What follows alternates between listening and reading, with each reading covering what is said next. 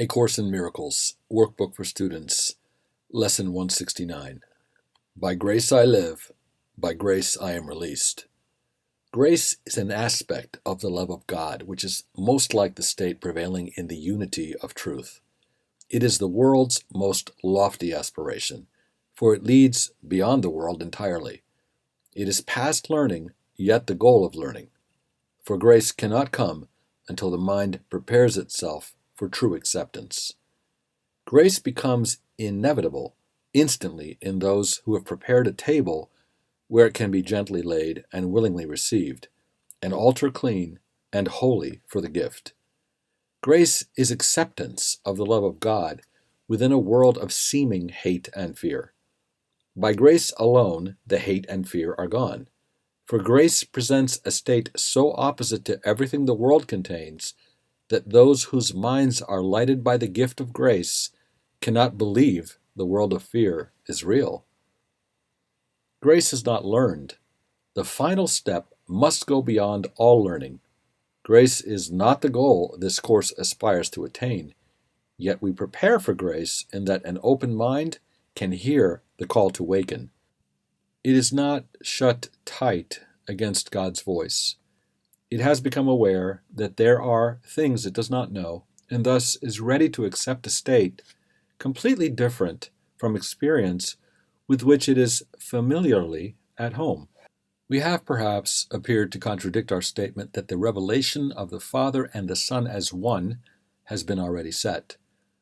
But we have also said the mind determines when that time will be and has determined it.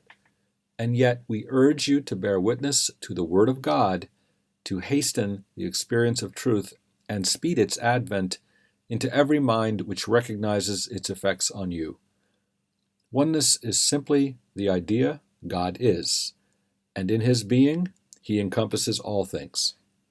No mind holds anything but Him.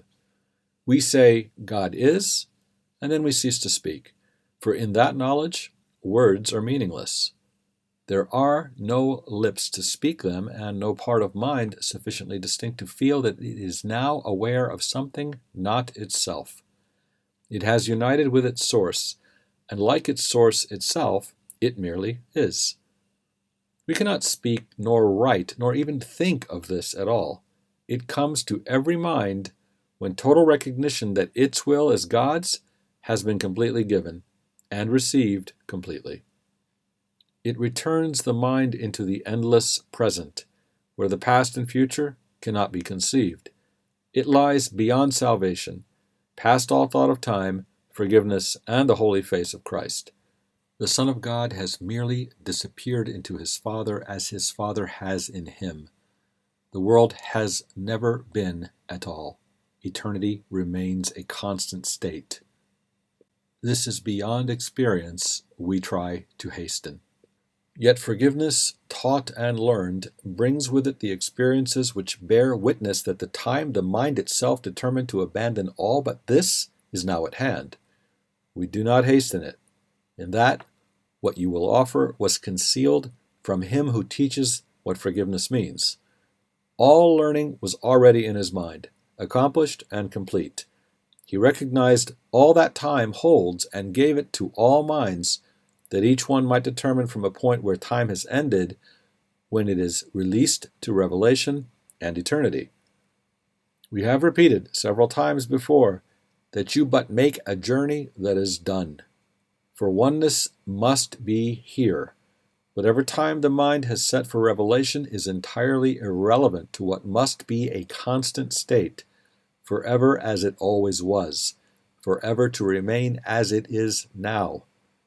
We merely take the part assigned long since and fully recognized as perfectly fulfilled by Him who wrote salvation's script, in His Creator's name and in the name of His Creator's Son.